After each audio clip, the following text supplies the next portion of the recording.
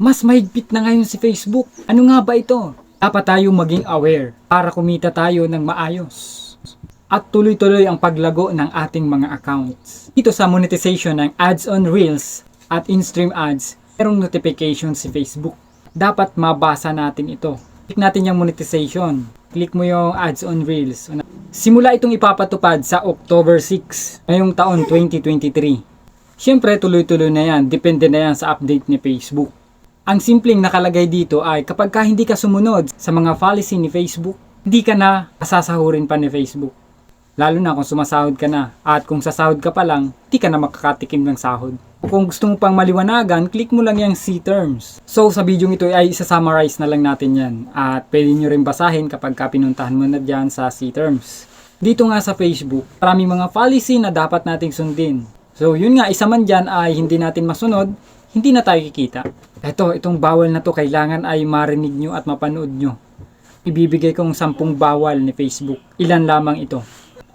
Unang-una, copyright. Kapag nagpo-post tayo ng mga video, lalo na ang ginagawa natin ay reaction video, kaya naman ay kumukuha lang tayo ng mga video sa ibang videos na mga nakapost na, make sure natin na hindi copyrighted yan. Kung natin i-post, check muna. Kailangan sure na hindi yan copyrighted. Pangalawa, yung logo. So sa mga pagpo-post natin, napakaraming logo. Lalo na, kinuha lang natin yan sa ibang platform. I-blur natin o kaya naman takpan natin or i-erase natin bago natin yan i-post. Pangatlo, policy issue. Flash ko dyan sa screen at basahin nyo yan at makikita nyo yan sa creator support. Pang-apat, community guidelines. So, pa-flash ko yan sa screen at mababasa nyo rin yan sa creator support. Para malaman nyo yung mga bawal at hindi bawal ni Facebook. Pang-lima, restriction. Sample na natin sa mga nangyayari lalo na sa mga sikat ngayon na content creator. Kung maalala nyo ay gumawa tayo ng content tungkol kay Rendon Labrador. Kung anong nangyari sa kanyang account. Bakit? Kasi nga hindi lang medyo, totoong masakit na sa damdamin yung mga binibitawan yung mga salita doon. Kaya talagang na-restrict na yung account niya. Pang-anim, report profile. Iwasan natin na ma-report yung profile natin. Bakit nga ba tayo nare-report? Paano tayo ay nare-report or yung profile natin ay ma-report?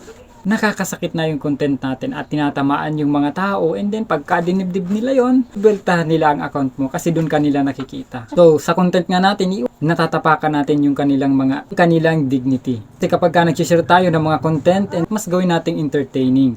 Pang-pito, iwasan natin ang pag-upload ng doble-doble. Naranasan ko na yan nang hindi sinasadya. Halimbawa, yung isang in-upload mo ay naglo-loading pa pala, akala mo hindi nag-upload ka ulit. Siguraduhin natin na ang i-upload natin ay isang beses lang may upload para maiwasan natin ang violation. For example, meron kang isang video na long video at gusto mong gawing reels video, pwede mo rin niyang gawin. Meron akong ginawang video patungkol dyan kung paano mo gagawin yan nang hindi ka nare-restrict at si Facebook kasi mismo ang nag-recommend kung paano yan gawin. Hindi ka na mahirapan sa content. Pangwalo, yung mga caption. Kailangan maingat tayo sa paglalagay ng caption kasi merong mga words na hindi dapat sabihin or ilagay sa caption dahil against yan kay Facebook. Pang-siyam, sa title natin, hindi dapat na yung title natin ay kapareho na lang ng mga pinopost ng karamihang mga content ng maraming mga content creator. Parang inulit na lang yung title natin. Pang-sampo, i-comment mo na kung ano ang alam mo na isa pa sa mga bawal ni Facebook para malaman na ng mga viewers natin, mga silent viewers natin na nagbabasa dyan sa comment section. Pero, ang masasabi ko lang, hindi tayo malalayo sa mga to ni Facebook. Kung lagi tayong magsi-search, ay iwasan natin ang mga violation, lahat ng tama, alam natin ay gagawin natin at titingnan natin sa mga nagsishare na mga content creator. Pero, yun, maging maingat tayo, mapanuri tayo sa mga nagsishare. Baka yung sinasabi ng isang content creator ay hindi naman talaga gusto ni Facebook or labag naman community guidelines. Kaya make sure na kapag napanood ninyo, basahin nyo rin. Lalo na sa mga monetize na at kumikita na para sa October, tuloy-tuloy pa rin ang kitaan sa Facebook.